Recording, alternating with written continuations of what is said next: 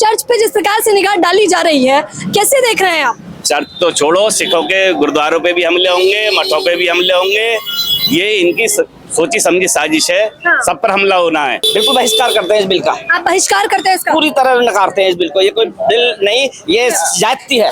अब ये इसके बाद गुरुद्वारे की जमीनों के चर्च होगा इनका, फिर इसके बाद बौद्धों के मठों की जांच पड़ताल करेंगे कि सब जगह कुछ ना कुछ ये अपना मतलब वो बेसर पैर का वो रखेंगे। मैडम चर्च ही नहीं, जितनी भी धार्मिक जगह है सब पे ये अपने पालन करना चाहते हैं। और ये जो मनुस्मृति है ना, ये वो लागू करना चाह रहे हैं। काला बिल तो इन्हें वापिस लेना ही पड़ेगा। हम अपनी जमीन इन्हें ऐसे आसानी से नहीं देंगे। ये हिंदुस्तान की तारीख में काला बिल है। नमस्कार, मैं ज्योति यादव और आप देख रहे हैं उल्टा चश्मा यूसी। भले ही दोनों सदनों में वक्त संशोधन बिल को पास कर दिया गया हो, भले ही इसका बवाल अभी थमने का नाम नहीं ले रहा हो, लेकिन इससे ही पहले राहुल गांधी ने सीधे तौर पर कहा है कि वक्त संशोधन बिल के बाद अब सरकार जो है कब्जा जमाएगी चर्च पर और उसके बाद सिखों की जमीन पर, यानी कि एक एक करके सभी का नंबर आएगा। बस सभी लोग अपनी बारी का इंतजार कर रहे हैं। बीजेपी सरकार की तानाशाही चल रही है, तमाम आरोप प्रत्यारोप विपक्ष के माध्यम से लगाए जा रहे हैं। मैंने आपको खबर बताई थी कि सुप्रीम कोर्ट में ये मामला पहुंच चुका है, तो जनता से सीधे बात करने भी मैं आ चुकी हूँ। क्या बोलती पब्लिक शो आप देखना शुरू कर चुके हैं। मुस्लिम तबका खास तौर पर कैसे देख रहा है वक्त संशोधन बिल के बाद अब जो नंबर आया है वो चर्च का आ गया है? क्या नाम है आपका? मेरा नाम रफीक अहमद है। हाँ। और ये जो बिल लाए 14 पिछले 2014 से पहले भी बात के ला सकते थे, लेकिन ये सिर्फ लोगों को डराने के लिए, मुसलमानों को डराने, मुसलमानों की जमीनों पर कब्जा करने के लिए बिल लाया गया। ये बिल देश में अस्तर फैलाने वाला है। और आप कह रहे हैं कि ये पहले ला सकते थे, लेकिन 14 की बात फिर ऐसा क्यों हुआ? ये अभी क्यों लेकर आए हैं? अभी लेके आए हैं ताकि इन्होंने जो लोग हैं, जो इनके थोड़े से जो लंगड़ी सरकार के जो पहिए हैं ना, उनको अपने कब्जे में कर सके। हाँ। इसलिए लेके आए। मतलब नीतीश, नायडू, जयंत चौधरी, चिराग पासवान, ये 4 बकरे हलाल कर लिए इन्होंने। तो मतलब सोची समझी साजिश के तहत इनका 4 बकरे हलाल करे इन्होंने, और ये बिल दोनों सदनों में पास करा लिया। लेकिन सदनों में पास करने से ये बिल ऐसा नहीं है कि अब इसका हम बिल्कुल बहिष्कार करते हैं इस बिल का। आप बहिष्कार करते हैं इसका? पूरी तरह नकारते हैं इस बिल को। ये कोई बिल नहीं, ये जाति है। ये जाती है। अब देखिए, अभी तो ये मामला थमा भी नहीं था कि इससे पहले चर्च पे भी कब्जा जमाना शुरू कर दिया गया है। हाँ जी। अब ये इसके बाद गुरुद्वारे की जमीनों के चर्च होगा इनका, फिर इसके बाद बौद्धों के मठों की जांच पड़ताल करेंगे कि सब जगह कुछ ना कुछ ये अपना मतलब वो बेसर पैर का वो रखेंगे। हाँ, मुझे याद आ गया कि वो जो शायरी है कि लगेगी आग तो आएंगे कई घर जद में, यहाँ पर सिर्फ हमारा मकान थोड़ी है, वही वाला हाल चल रहा है। बिल्कुल, ये देश को तोड़ने की साजिश है। ये मुझे लगता है कि असामाजिक तत्व हैं और आरएसएस ने कैप्चर कर रखा है मोदी जी को। और जो आरएसएस का बेसिकली हमारी आजादी के अंदर इसका कोई रोल था नहीं, तो इन्हें देश से मोहब्बत भी नहीं है, ना हिंदू मुस्लिम जो हमारी तहजीब है यहाँ की, इससे इन्हें कोई लेना देना नहीं है। ये तो बस इनका मिशन है और अपने मिशन पे काम कर रहे हैं। देश के अंदर नफरत फैला रहे हैं, असामाजिक तत्व हैं कुल मिलाकर ये। आरएसएस जहाँ जहाँ देश को जरूरत होती है ये पीठ दिखाते हैं, कहीं खड़े नहीं होते। अच्छा, आप लोग क्या नीतीश बाबू और नायडू बाबू से नाराज हैं या नहीं? बहुत सख्त नाराज है। अच्छा, अभी चर्च पे जिस प्रकार से निगाह डाली जा रही है, कैसे देख रहे हैं आप? चर्च तो छोड़ो, सिखों के गुरुद्वारों पे भी हमले होंगे, मठों पे भी हमले होंगे। ये इनकी सोची समझी साजिश है। हाँ। सब पर हमला होना है। ये तो हमारा नंबर है, आप खुश हो लो, कोई बात नहीं, नंबर सबका आना है। इस देश के अंदर बचेगा कोई नहीं। ये सरकार किसी की सगी नहीं है, आप किसी की सगी नहीं है। हाँ। देश प्रेम तो इस सरकार में है ही नहीं। ये बेसिकली मेरे हिसाब से तो आतंकवादी हैं। अच्छा, ये शब्द बहुत बड़ा इस्तेमाल किया आपने, क्या उसे आप समझा सकते हैं कि कैसे? जो जिस पार्टी के वर्कर आतंक फैलाते हैं उनको क्या कहा जाएगा? मस्जिदों पर कब्जे कर रहे हैं, मठों पर लेके चलते हैं, चर्चों के ऊपर चढ़ रहे हैं, क्या है बांट रहे हैं भाई? चर्चों पर कब्जा कर रहे हैं, मस्जिदों पे कब्जा कर रहे हैं, आतंकी तो फैला रहे हैं और क्या कर रहे हैं? लेके चलते हैं, कहीं भी हथियार लेके चलते हैं और बहुत बड़े बड़े गंदे नारे लगाते हैं, बहुत बेसर पैर के नारे लगाते हैं। इनमें कोई भी मतलब इंसानियत बची नहीं है। आप कह रहे हैं सांप्रदायिक दंगे जो करवा रही है सरकार, ये सब यही सरकार का इनका यही मोटिव है। 1,75 करोड़ का कर्जा हो चुका है इनके ऊपर, पूरा देश गिरवी रख दिया है 1,75 करोड़। और इन्होंने देश को पूरे के तरीके उससे ध्यान हटाने के लिए इस तरह की बातें कर रहे हैं बेसर पैर की, जिससे कोई आधार नहीं, कोई कुछ नहीं है। अच्छा, वक्त की जमीन पर सरकार ने तमाम दलीलें दी, उन्होंने कहा आपके फायदे के लिए है, देर सवेर समझ आ जाएगा। देखिए, हमारी जमीन है, इनका क्या राइट बनता है हमारी जमीनों पर? ये हम उसका इस्तेमाल कैसे करना है, ये तो हमें जो है आप सुझाव दे सकती हो, ना कि हमारी प्रॉपर्टी पे कब्जा करोगे आप। बिल्कुल, आपका क्या रोल है? आप क्यों हमारी प्रॉपर्टी पे कब्जा करना चाहते हो? ये मुसलमानों की जमीन है, मुसलमानों के भले के लिए है। हमारे यहाँ बीच में अगर कोई मर जाता है तो उसको जो है अपने कौम के लिए हम वक्फ कर देते हैं, तो इनमें इनका रोल क्या है? ये क्यों करना चाहते हैं? तो सीधा आप कह रहे हैं कि कब्जा सरकार जमाना चाहती है। जी जी जी बिल्कुल। क्या नाम है आपका? मेरा नाम रईस अहमद है। बताइए रईस जी, आप कैसे देख रहे हैं वक्त संशोधन बिल को, जिस प्रकार ये हिंदुस्तान की तारीख में काला बिल है। जब से बीजेपी आई है 2014 से सिर्फ ये डर की राजनीति और नफरत की राजनीति कर रहे हैं। अभी मैं आपको बिल्कुल सच्चा किस्सा सुना रहा हूँ परसों का। हम नैनीताल से रिटर्न हो रहे थे, यानी हिंदू मुस्लिम के दिमागों में 14 के बाद से इतनी नफरत भर दी गई है कि तकरीबन वो 25-27 साल की उम्र के बच्चे थे, रोड साइड आ रहे थे, हम रास्ता भटक कर आगे निकल गए थे। ये सच्चा किस्सा है, बिल्कुल हमारे साथ गुजरा हुआ।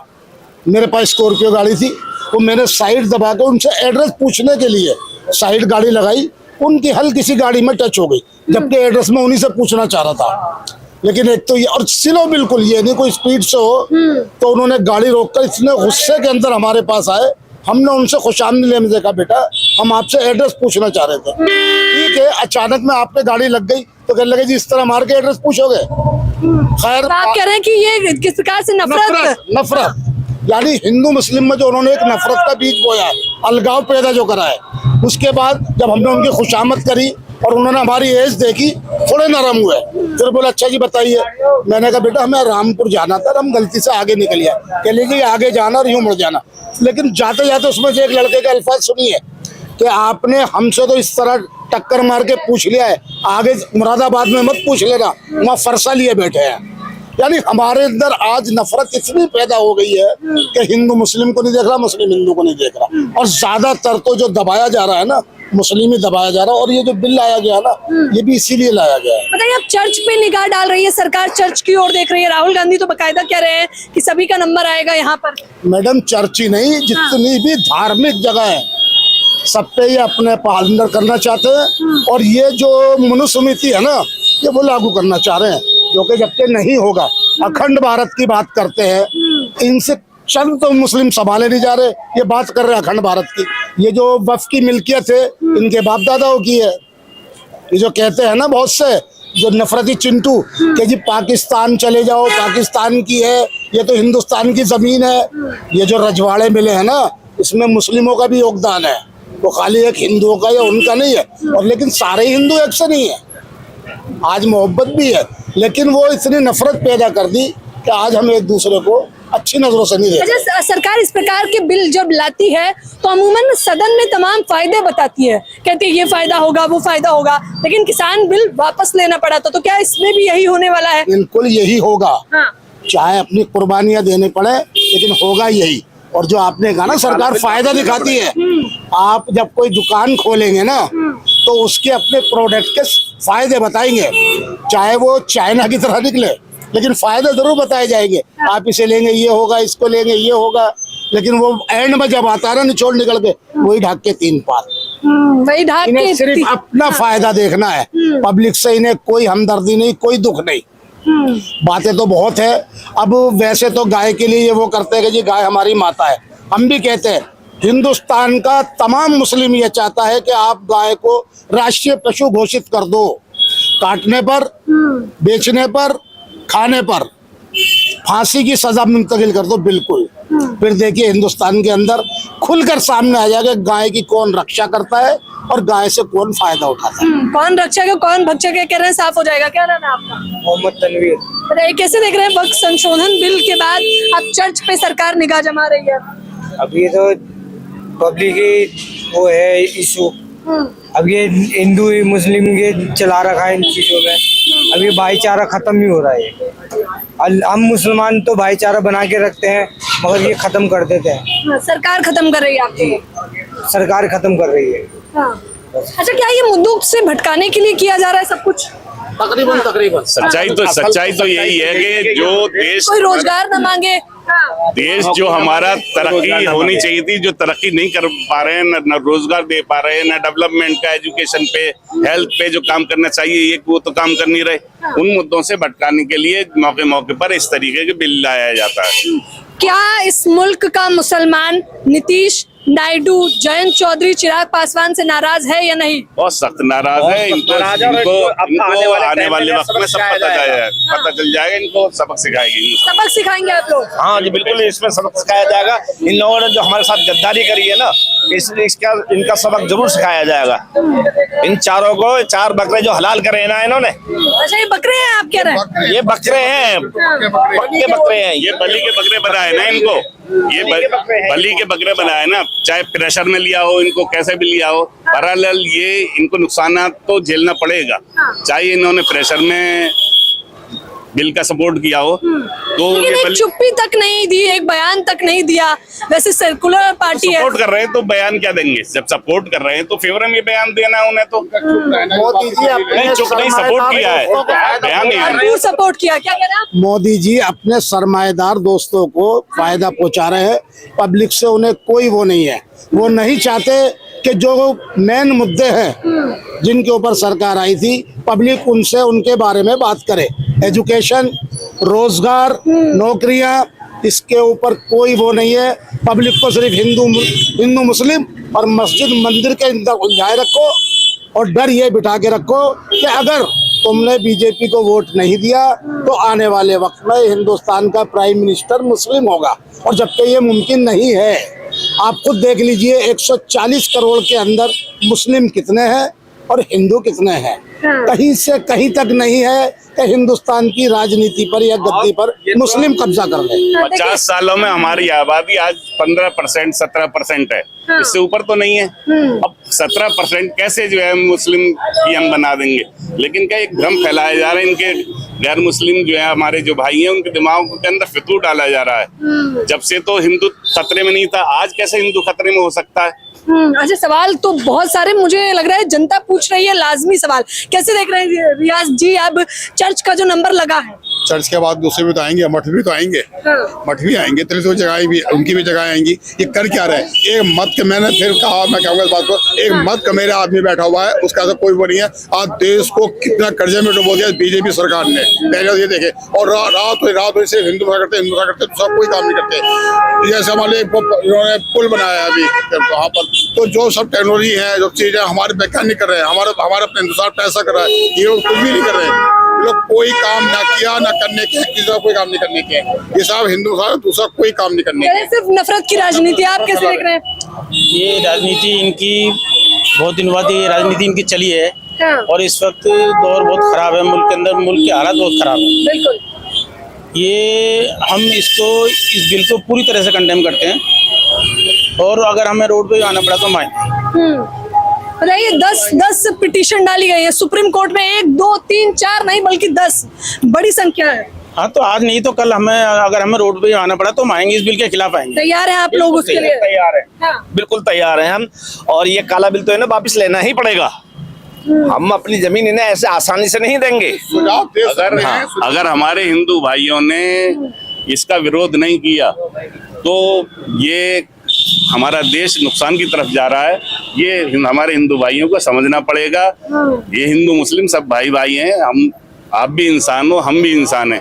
हो क्या रहा है, गोभी वाले को कोई देखता है, जय श्री राम। अरे भाई, तुम्हें जैसे जितनी आपने भक्ति करनी है अपने मंदिर में करो, मस्जिद के ऊपर चढ़ के भक्ति करोगे, ऐसे कैसे जो है मामला बनेगा? तो ये कुल मिला के जो है बड़ा देश के हालात खराब हैं। तो आप कह रहे हैं आप लोग सड़कों पर भी उतरने के लिए तैयार है पूरी तरह? जाहिर सी बात है, हम इसका विरोध करते हैं तो विरोध करेंगे ही। कह रहे हैं इसका जहाँ तक संभव होगा हर तरीके से विरोध करेंगे इसका, इस बिल का हर तरीके से विरोध करेंगे जहां तक संभव हो सके। ये लोग हमें ना गृह युद्ध की आग में झोंकने वाली बात कर रही है यहाँ पर। हम ये समझ लो, ये हम लोगों को ना बिल्कुल इतना सता रहे हैं कि हमें मतलब हाँ, बैल मुझे बस की इंतहा है, ये जुल्म की इंतहा है बिल्कुल। यानी बर्दाश्त, मुसलमान इस देश का अमन और शांति चाहता है और ये इतना जुल्म कर रहे हैं कि कब तक आखिर मुसलमान खामोश रहेगा। एक दिन ऐसा आएगा कि उसे मुसलमान को अपनी आवाज, अपने हक की आवाज को बुलंद करना पड़ेगा। जुल्म की इंतहा हो चली है। ये लोग सीधे तौर पर बता रहे हैं कि हम लोग सड़कों पर भी उतरेंगे, सुप्रीम कोर्ट पे भी भरोसा है और हमारे लिए जब वक्त संशोधन बिल पास किया गया तो वो सबसे बड़ा काला दिन होने वाला है। काला दिन हुआ भी है क्योंकि इसका विरोध पुरजोर तरीके से किया जा रहा है। देखना है कि सुप्रीम कोर्ट सर्वोच्च न्यायालय इस पे क्या कुछ फैसला सुनाता है, क्योंकि इन लोगों का कहना है एक एक करके सभी का नंबर आएगा। सिख का भी, गुरुद्वारा का भी नंबर आएगा, मठों का भी नंबर आएगा, चर्च पे भी शुरू हो चुका है। आप लोगों की क्या कुछ प्रतिक्रिया है हमें जरूर बताएं। कैमरामैन फरदीन के साथ ज्योति यादव, उल्टा चश्मा, यूसी।